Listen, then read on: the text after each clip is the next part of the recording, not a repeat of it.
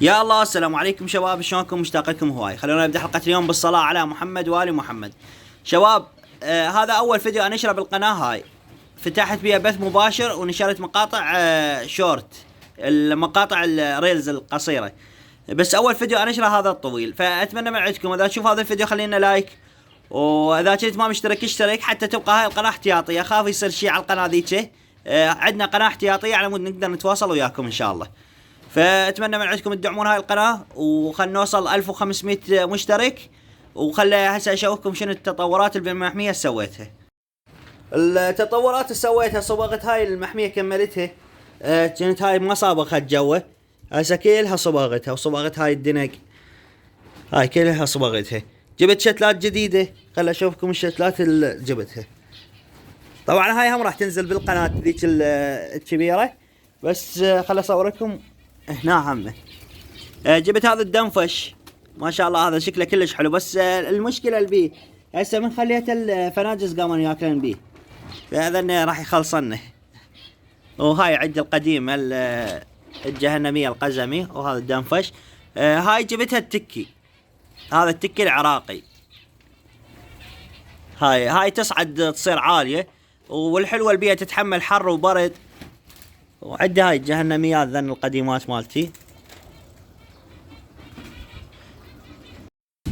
هاي الافراخ ما شاء الله جاي تتشمس، وحنا والكبار هذا الفحل السوبر جامبو وياهن.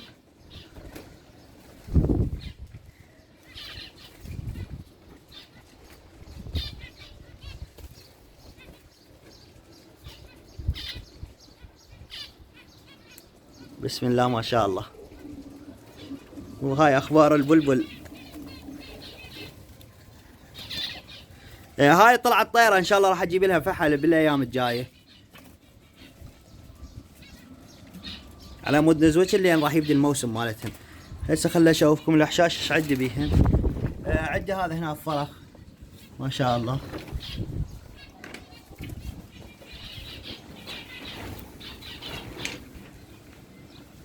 عندي هاي هنا 4 بيضات.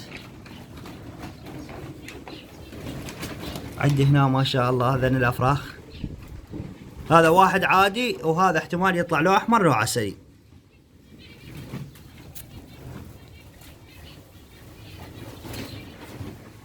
بعد عندي هنا اكو بيض.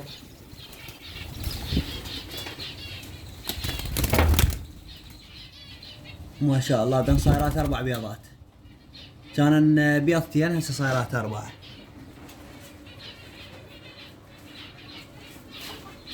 هنا ما عندنا شي.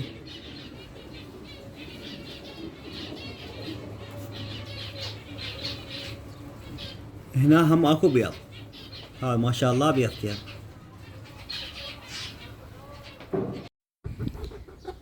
وهذا الدجاج اللي عندي بس دن الدجاجتين، لان مكان ما عندي. ان شاء الله بس يصير عندي مكان، ارتب لي مكان اجيب بعد دجاج. وهاي المحمية مال السمان، خل اشوفكم اياها. يعني هواي ما متابعين على ذيك القناة ما يدرون ايش عندي. هنا ما عندي هذا السمان ما شاء الله، هذا السمان القبرصي.